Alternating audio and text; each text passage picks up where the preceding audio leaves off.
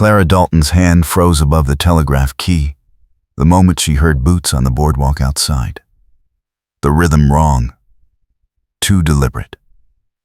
Like a man who had made a hard decision and intended to see it through. She had been expecting trouble for 3 days now, ever since the telegram arrived from Denver with news that would unravel everything she had carefully stitched together. The door swung open without a knock. Sheriff Harlan Thornton stepped inside, his shadow cutting across the morning light like a blade. His face gave nothing away, but his hand rested on the pistol at his hip in a way that made her stomach drop. This was not a social call. This was an arrest. Clara straightened her spine and met his eyes, refusing to look away, even as her heart hammered against her ribs. She had done nothing illegal, but innocence had never been much of a shield in Silver Pass when powerful men wanted something from you. Harlan closed the door behind him with the heel of his boot, and the click of the latch sounded louder than it should have. "You need to come with me," he said, his voice low and flat, the kind of tone that allowed no argument. Clara's fingers curled into her palms. "On what charge, Sheriff?" He took a single step closer, and she caught the scent of leather and dust, and something sharper, like trouble carried on the wind. "Obstruction of justice," he said, "and conspiracy to aid a fugitive." Her breath caught. She had no idea what he was talking about, but the accusation was precise enough to be dangerous. Someone had lied to him. Someone with enough influence to make him believe it. And in a town like Silver Pass, belief was all it took to destroy a life. "I have done no such thing," she said, forcing her voice to stay steady.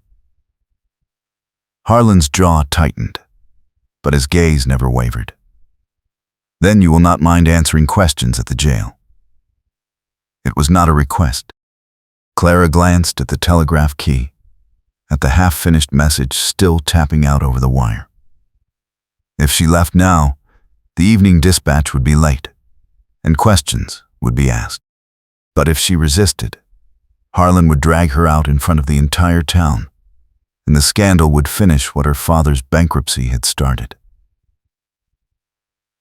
She lifted her chin. "I will come," she said, "but this is a mistake, and you will regret it." Something flickered in his eyes, too quick to name, but he stepped aside and gestured toward the door. "After you, Miss Dalton."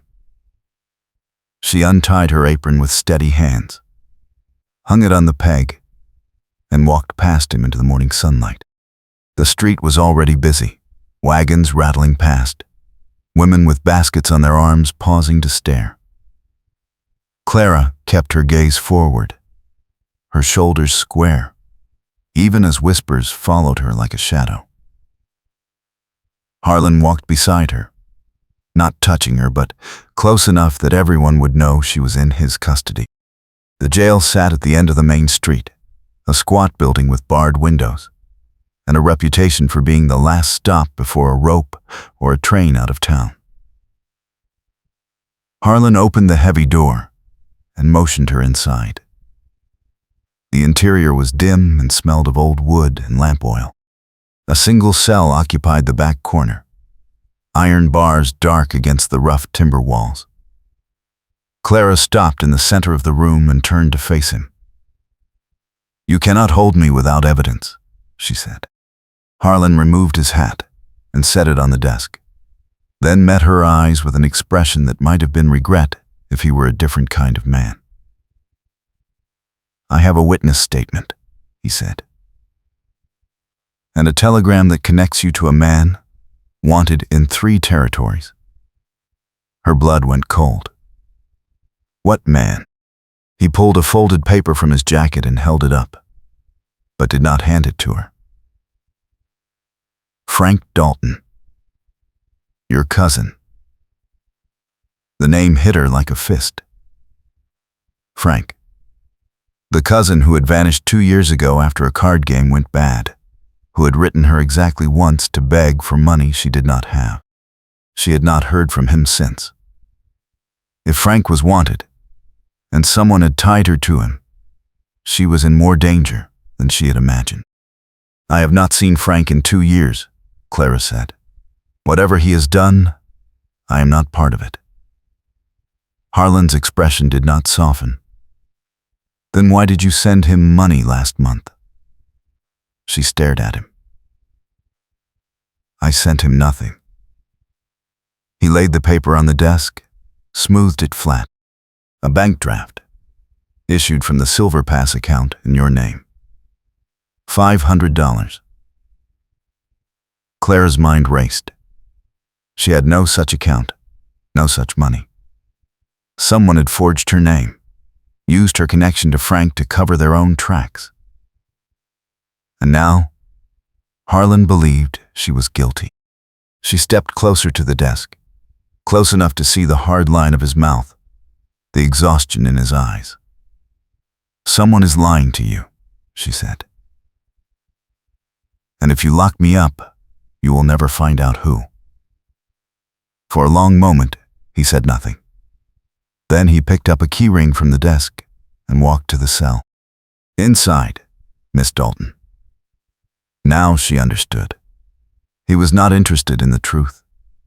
He was interested in closing a case, in pleasing whoever had handed him that forged document.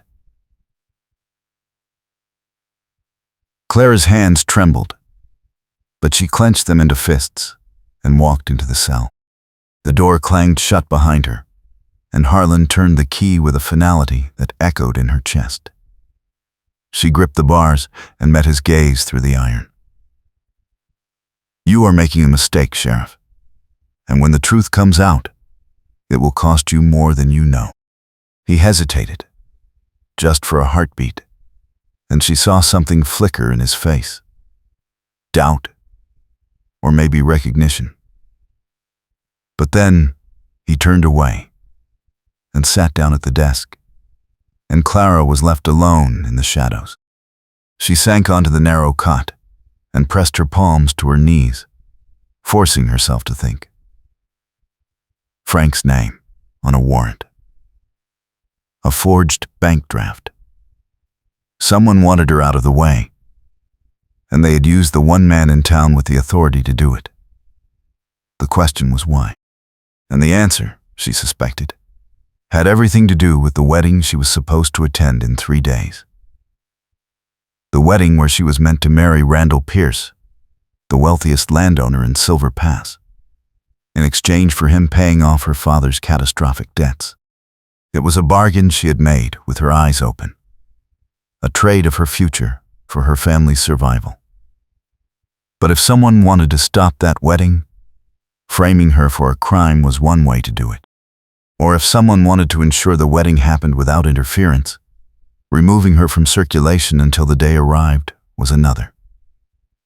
Either way, she was a pawn in a game she did not yet understand. And Harlan Thornton, with his unyielding code and his tired eyes, was the man holding the board. She heard him move in the outer room, the scrape of a chair, the rustle of papers. He was staying, watching her, or guarding her, or maybe trying to convince himself he had done the right thing. Clara leaned her head back against the rough wall and closed her eyes.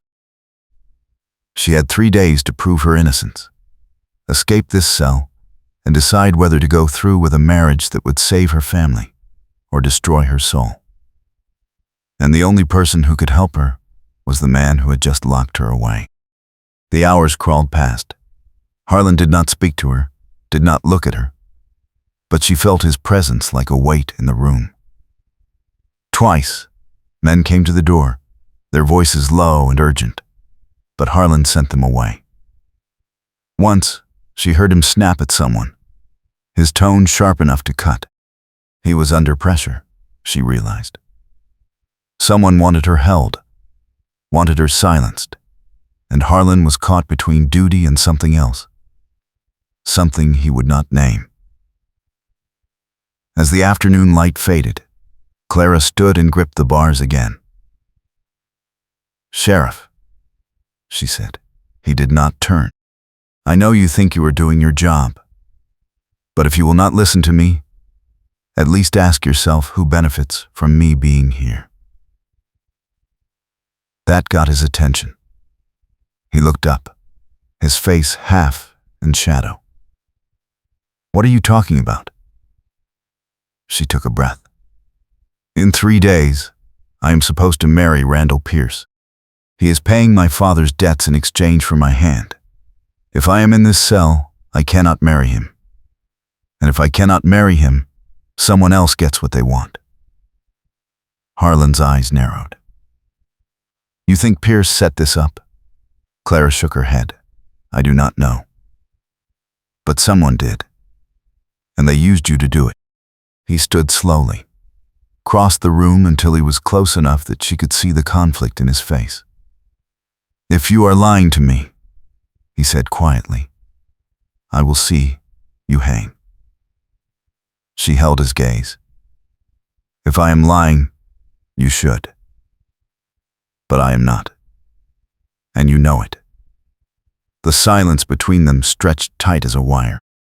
Then Harlan turned and walked back to the desk. But this time, he did not sit. He stood with his hands braced on the wood, his head bowed, and Clara knew she had cracked something open. Night fell. Harlan lit the lamp on the desk, and the shadows deepened. Clara sat on the cot and watched him through the bars, trying to understand the man who had arrested her.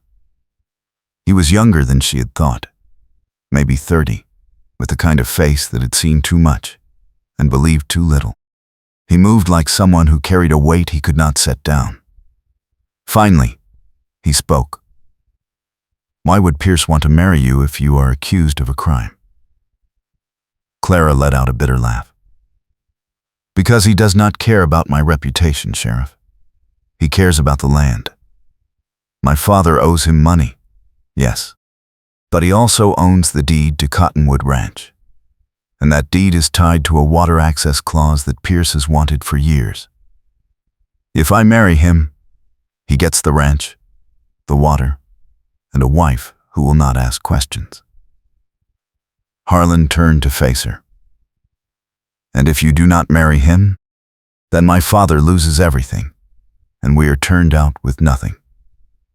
She paused. "But if I am in jail, accused of helping a fugitive, Pierce can claim breach of contract and take the ranch anyway. Either way, he wins. Unless someone else is playing a deeper game." Harlan studied her for a long moment, and she saw the gears turning behind his eyes.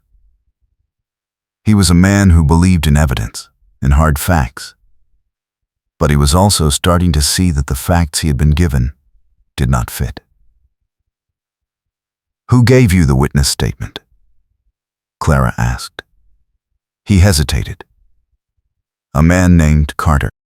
Works for Pierce." "Of course." Clara leaned forward. "Sheriff, I have worked the telegraph for 3 years. I see every message that comes through this town. If Frank Dalton is wanted, I would have seen the warrant. If someone sent him money, I would have seen the transfer. The only way that bank draft exists is if someone forged it. And the only person who benefits from that forgery is the man who wants my silence." Harlan's jaw tightened. "You are asking me to believe that Pierce framed you. I am asking you to investigate before you hand me over to a man who will bury the truth the moment I say I do."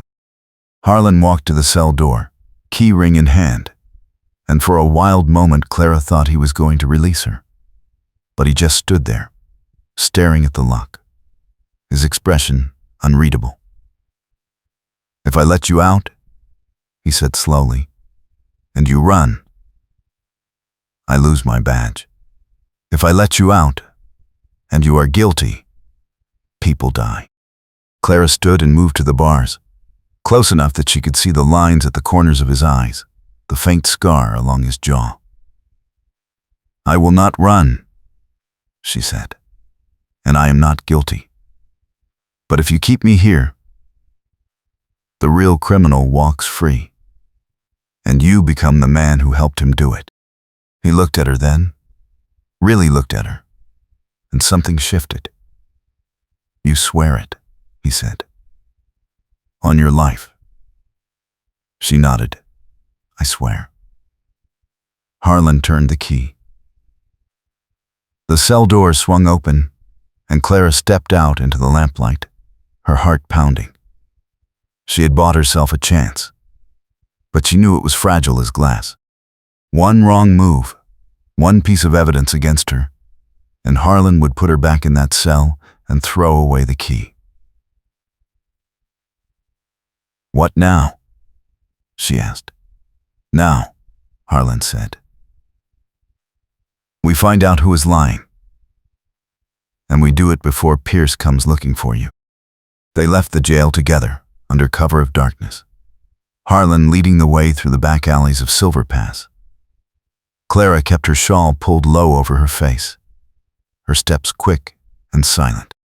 The town was quiet, most of the windows dark, but she felt eyes on her anyway, the weight of small-town scrutiny that never truly slept. Harlan stopped at the edge of the main street and glanced back at her. "We go to the bank first," he said. "If that draft is a forgery, the signature will not match the records." Clara nodded. "And if it does match, then I was wrong about you, and you go back in the cell." She met his eyes. Fair enough. They crossed the street in silence, moving between shadows, and reached the bank just as the clock tower struck 10. The building was locked, but Harlan had a key, a perk of the sheriff's office that Clara had not known about. Inside, the air smelled of ink and old paper. Harlan lit a small lamp and led her to the records room, a cramped space lined with ledgers and filing cabinets.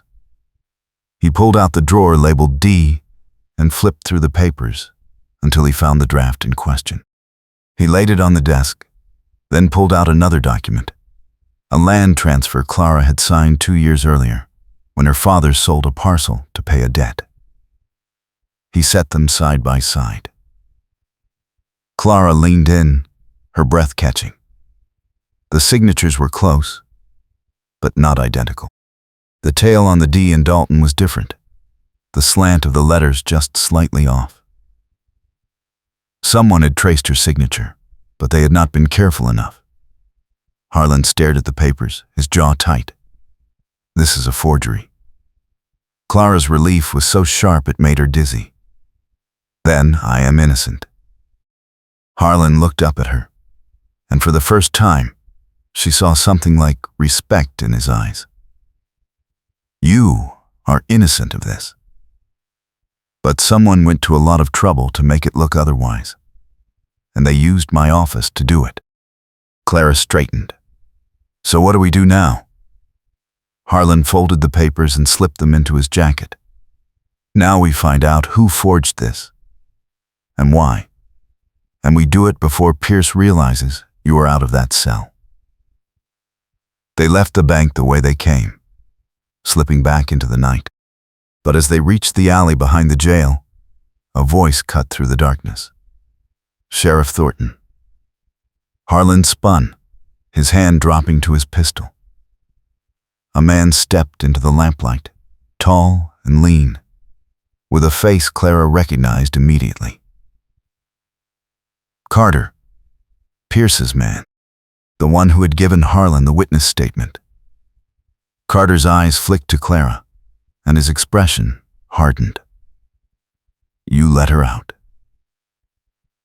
Harlan's voice was cold. New evidence came to light. Carter took a step closer. Pierce is not going to like this. Harlan did not move. Pierce does not run this town. Carter smiled, but there was no warmth in it. Does he not? He looked at Clara again, and she felt a chill run down her spine. "Miss Dalton, you should know that your father signed over the ranch deed this afternoon as collateral for the wedding expenses. If you do not show up at the church in 3 days, Pierce owns Cottonwood free and clear."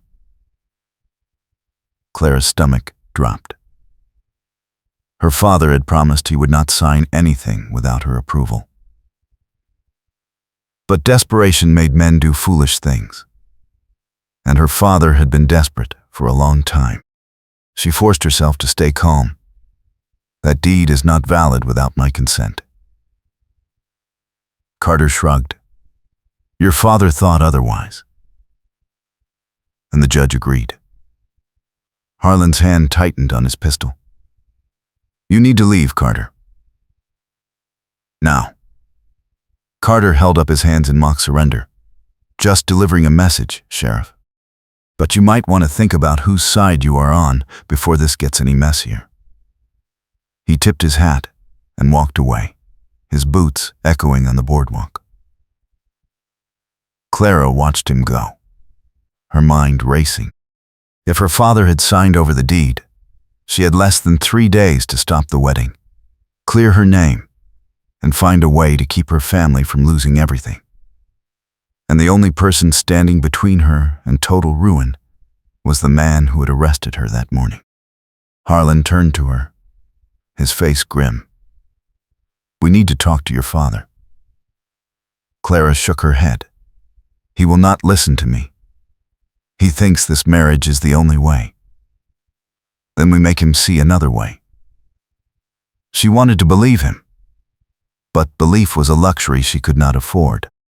Instead, she nodded and followed him through the dark streets toward the edge of town, where her family's small house sat on a patch of land that had once been part of something larger.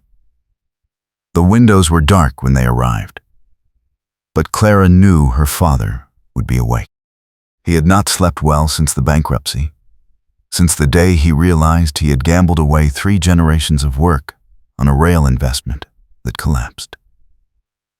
She knocked softly, and after a moment, the door opened. Her father stood in the doorway, thin and hollow-eyed, a man who had aged a decade in 2 years. "Clara." His voice was rough.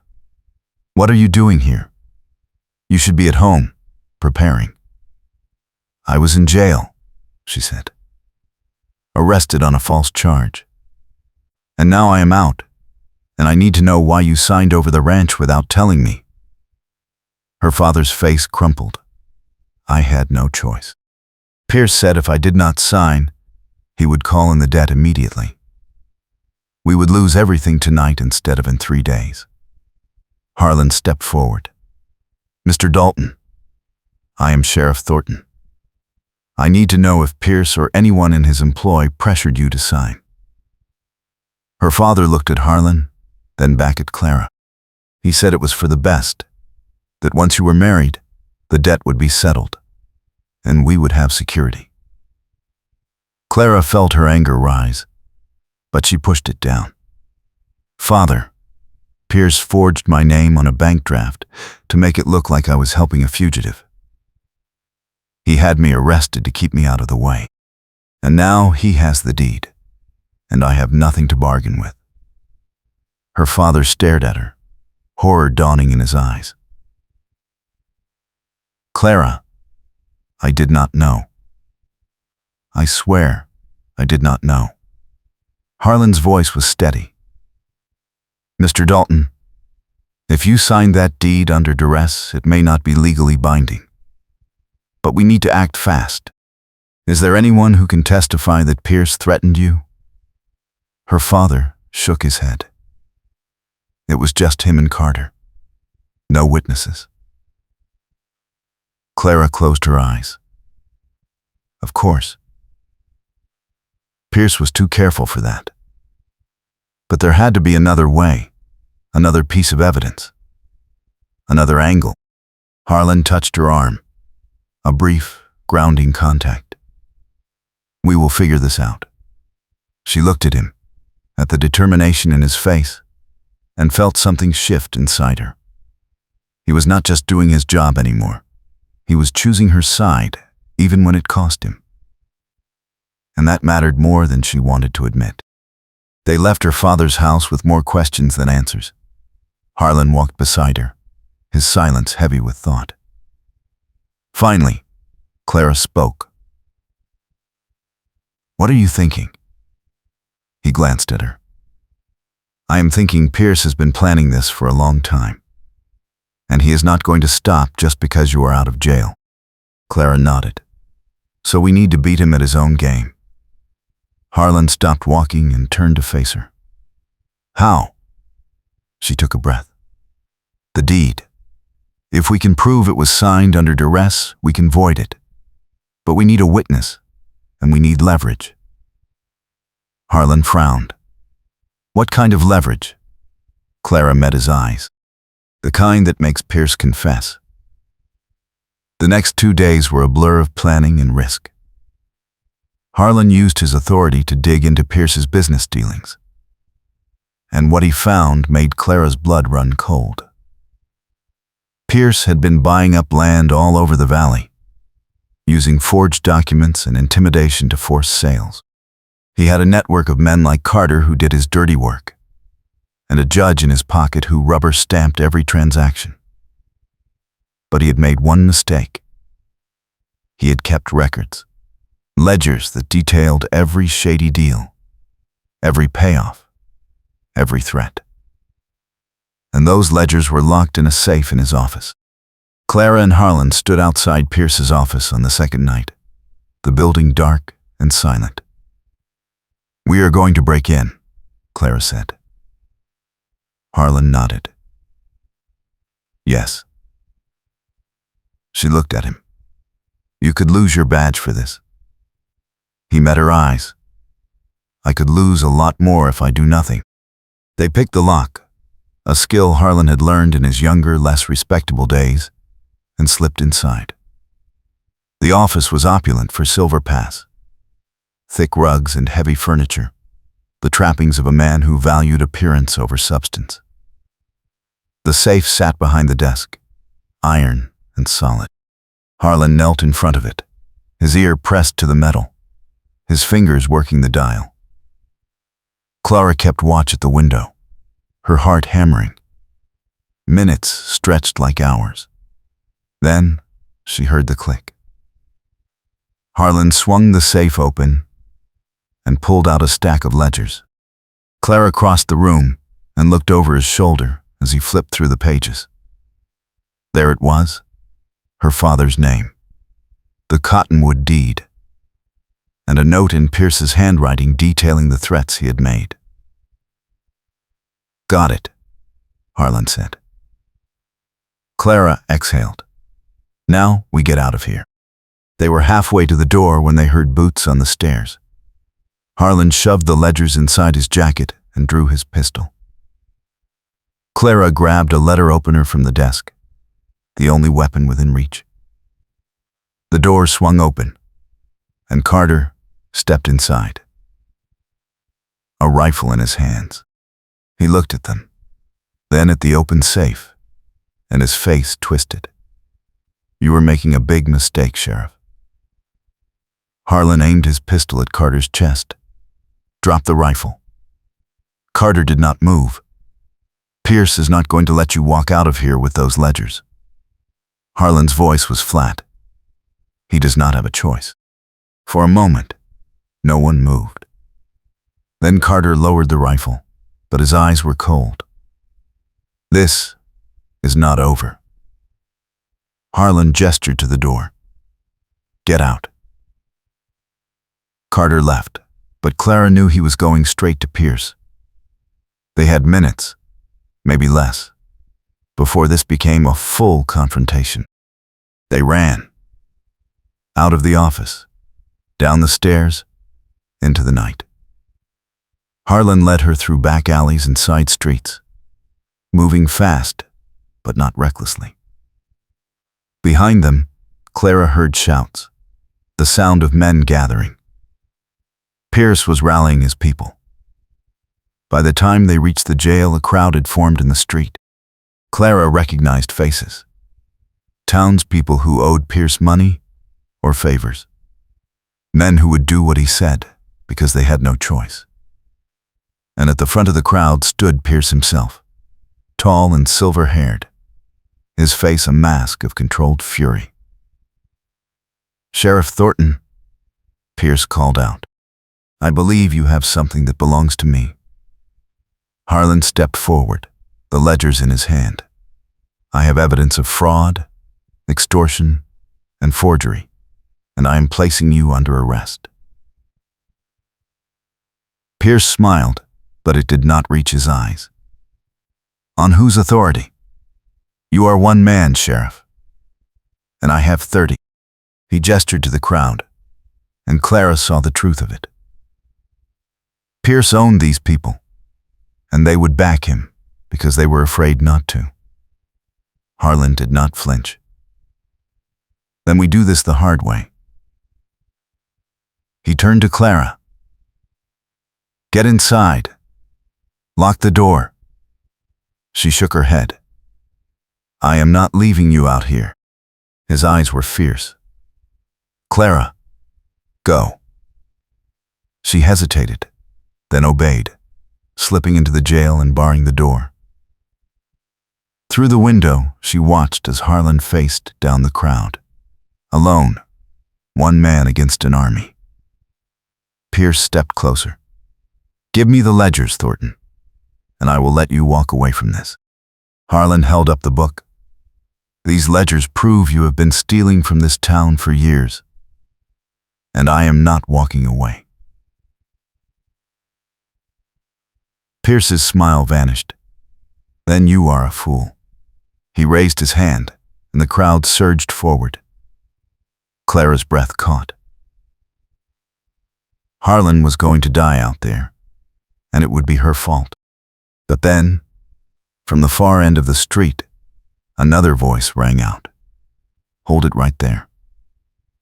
Clara pressed her face to the window and saw her father, standing in the street with a shotgun in his hands. Behind him were a dozen men, farmers and ranchers, people Pierce had squeezed over the years. They were armed, and they were angry. Her father walked forward until he stood beside Harlan. "My daughter told me what you did, Pierce, and I am done being afraid of you." One by one, the men with her father stepped forward, forming a line between Pierce and Harlan. The crowd wavered, uncertain. Pierce looked around, and for the first time, Clara saw fear in his eyes. "This is not over," he said. Harlan's voice was cold. "Yes, it is." Pierce turned and walked away, his men following. The street emptied, and Clara unlocked the door and ran outside. Her father lowered the shotgun, his hands shaking. "I am sorry, Clara. I should have stood up to him from the start." She hugged him, hard. "You stood up when it mattered. That is enough." The trial happened fast. Harlan presented the ledgers to the circuit judge, a man from outside Silver Pass who owed Pierce nothing. The evidence was damning, page after page of fraud and coercion. Pierce was arrested, his assets frozen, and the deeds he had stolen were returned to their rightful owners. Clara's father got Cottonwood Ranch back, and the debt was wiped clean. But the victory felt hollow. Clara stood outside the courthouse as the sun set, watching the townspeople celebrate. She should have felt relieved, triumphant even. But all she felt was tired. Harlan found her there, his hat in his hands. "You all right?" She nodded. "I think so." He looked at her, and she saw something in his face that made her heart twist. "I need to tell you something," he said. She waited. "When I arrested you, I thought I was doing the right thing. I thought I was following the law, but I was wrong. And I am sorry." Clara's throat tightened. "You did not know." He shook his head. "I should have. I should have trusted you instead of trusting a piece of paper." She reached out and touched his arm, a brief, tentative gesture. "You trusted me in the end. That is what matters." He looked down at her hand, then back at her face. "Clara, I do not know what happens next. But I know I do not want to lose you." Her breath caught. She had not expected this, had not let herself hope for it. "What are you saying?" He took a step closer. "I am saying I want a chance. With you. If you will have me." She stared at him, at the man who had arrested her, freed her, fought for her. The man who had risked everything because he believed her when no one else did. And she realized that somewhere in the chaos of the past few days, she had started to trust him too. Not just with her freedom, but with something deeper. "I will have you," she said. "But on one condition." He smiled, a real smile this time. "What is that?" "You never arrest me again." He laughed, and the sound was like a door opening. Deal. The wedding that had been planned for Clara and Pierce never happened. But 3 months later, another wedding took place in Silver Pass. Smaller and simpler, but infinitely more real. Clara stood in the small church, wearing a dress her mother had made, her black hair loose around her shoulders. Harlan stood beside her, his rough-cut hair combed back, his dark jacket brushed clean. Her father gave her away, his eyes wet, but his smile genuine. The preacher spoke the words, and Clara and Harlan spoke their vows. Promises made not out of desperation or duty, but out of choice. When the preacher pronounced them husband and wife, Harlan kissed her, and Clara felt the weight of the past few months lift. They had earned this. Every hard decision, every risk, every moment of doubt had led them here. And it was worth it. The reception was held at Cottonwood Ranch. Tables set up under the cottonwood trees, lanterns strung between the branches. The town turned out, not because they owed anyone anything, but because they wanted to celebrate. Clara danced with her father, then with Harlan, his hand warm and steady on her waist. As the sun set and the lanterns glowed, Harlan leaned down and whispered in her ear.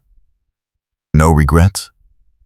She looked up at him, at the man who had become her partner, her protector, her choice. "None," she said.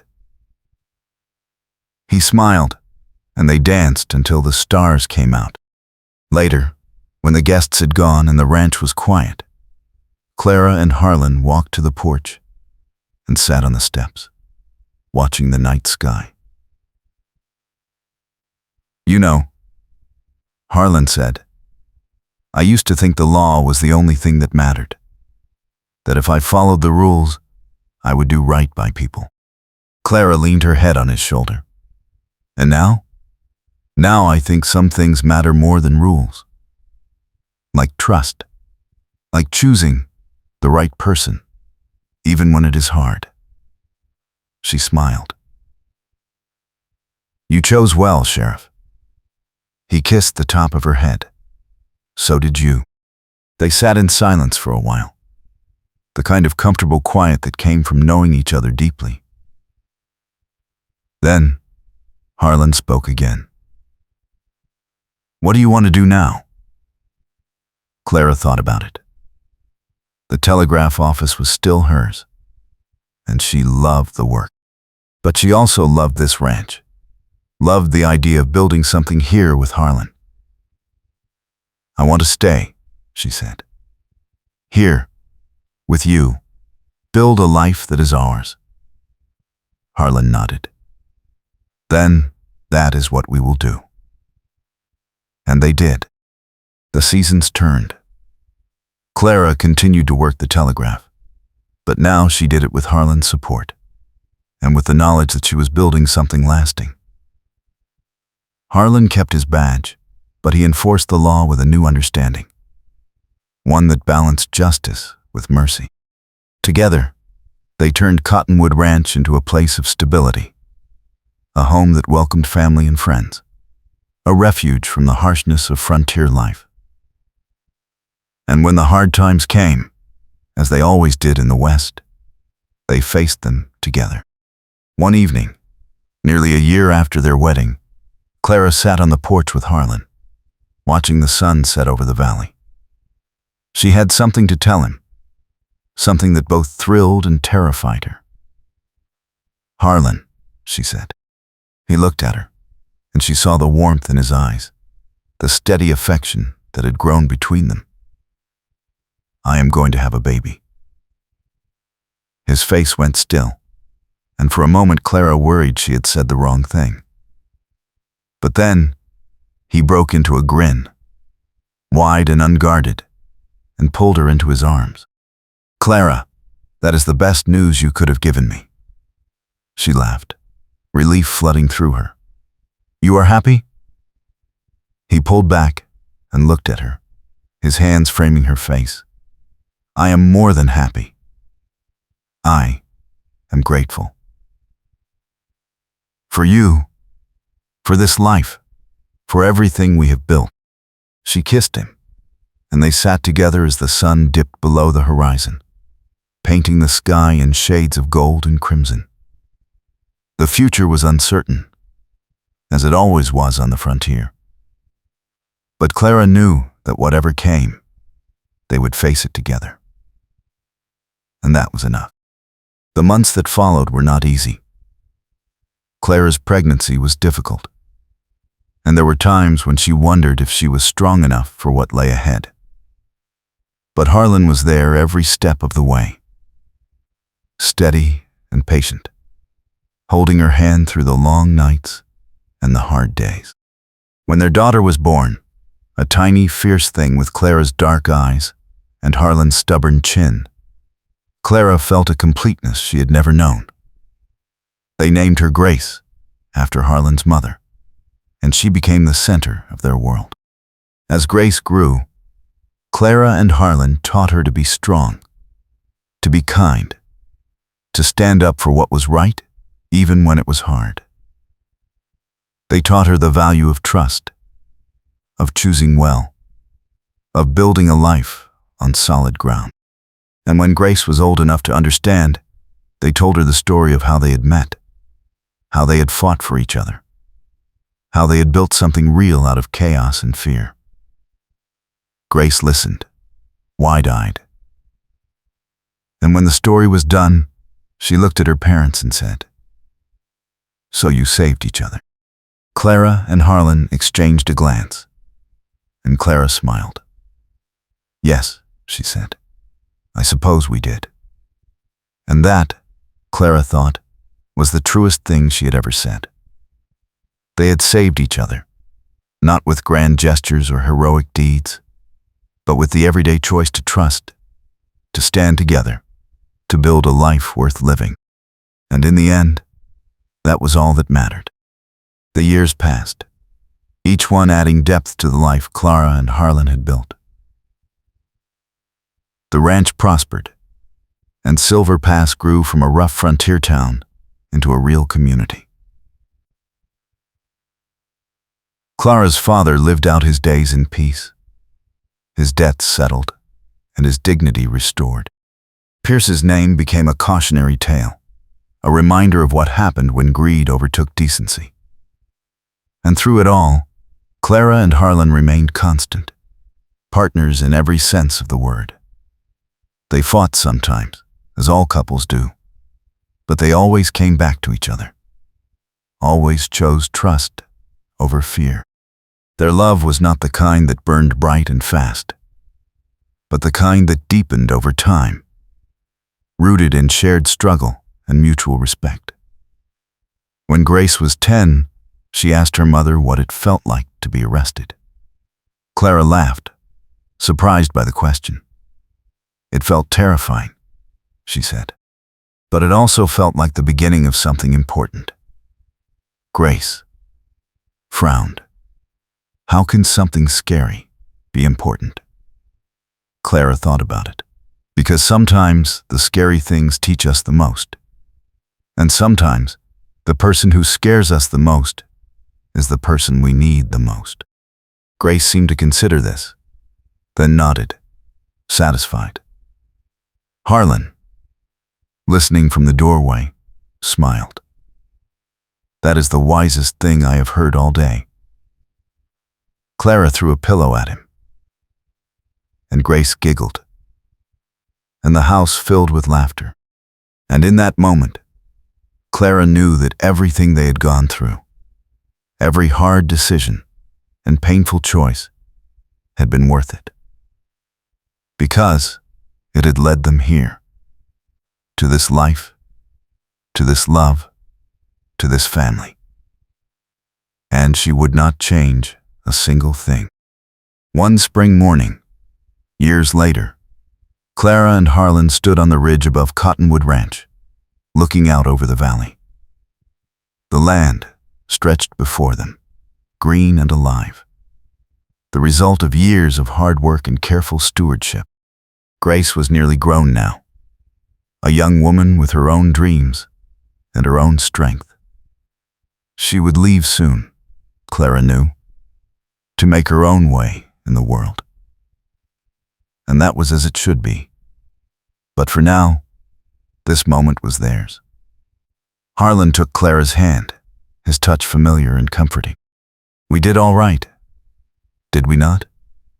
Clara smiled. "We did more than all right. We built something that will last." He nodded, and we did it together. She squeezed his hand. Always together. They stood in silence, watching the sunrise paint the valley in shades of gold. And Clara thought about the girl she had been, the one who had stood in a jail cell, desperate and afraid, not knowing if she would survive the next day. That girl had been strong, but she had also been alone. And now, standing here with Harlan, she was neither. She was loved, and she was home, and that was more than enough. The town of Silver Pass continued to grow, and with it, the stories people told. But the story of Clara and Harlan became something different, not just a tale of crime and justice, but a story of second chances and hard-won trust.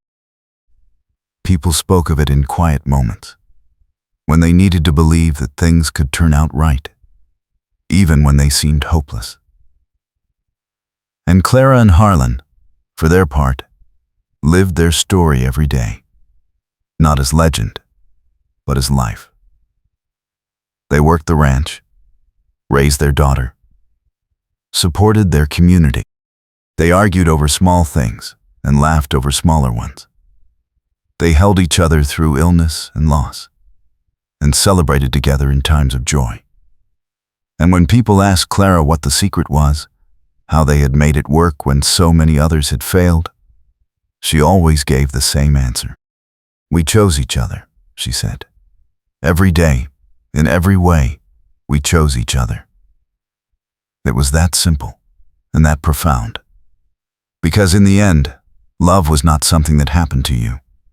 It was something you built, brick by brick, choice by choice, through the good days and the hard ones.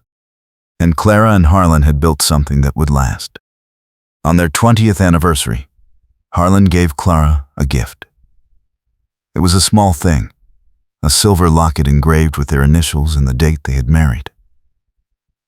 Inside was a lock of Grace's baby hair and a tiny photograph of the three of them, taken years ago. Clara held it in her palm, her eyes wet. "It is perfect," she said. Harlan smiled. "I wanted you to have something to remember." She looked up at him. "I do not need a locket to remember, but I love it anyway." He kissed her, and they danced in the parlor to music only they could hear, the way they had on their wedding night. And as they moved together, Clara thought about all the years that had brought them to this moment. The fear, the fight, the trust, the love. It had been worth every bit of it. And she knew, with a certainty that went bone deep, that she would choose it all again. Every hard decision, every risk, every leap of faith. Because it had led her here, to this man, to this life. And there was nowhere else she would rather be. Years later, when Clara's hair had gone gray, and Harlan's hands bore the scars of a lifetime of hard work, they still sat together on the porch at sunset, watching the sky change colors. Grace had her own family now, and the ranch had passed into capable hands. But Clara and Harlan remained, the foundation on which everything else had been built. One evening, as the sun dipped low, Harlan turned to Clara and said, "Do you ever regret it? Any of it?" She looked at him, at the lines on his face, the silver in his hair, the steady warmth in his eyes. "Not for a moment," she said. He nodded, satisfied. "Good, because I do not either." They sat in silence, the kind that came from a lifetime of understanding. And as the stars began to appear, Clara thought about the girl she had been, standing in that jail cell, terrified and alone. That girl had survived, had fought, had built a life beyond anything she could have imagined. And the man beside her had been her partner in all of it. They had chosen each other, over and over, through every trial and every triumph. And in the end, that was the greatest gift of all. The sun set over Cottonwood Ranch, painting the sky in shades of fire and gold. Clara leaned her head on Harlan's shoulder, and he wrapped his arm around her, holding her close. And as the night settled around them, they sat together in peace. Two people who had found each other in the chaos of the frontier, and had built something that would outlast them both. A love that had been tested and proven, a trust that had been earned, a life that had been chosen. And in the quiet of that moment, Clara whispered, "Thank you." "For what?" Harlan asked. "For choosing me." He kissed the top of her head, his voice low and warm. "Always," he said. "Always."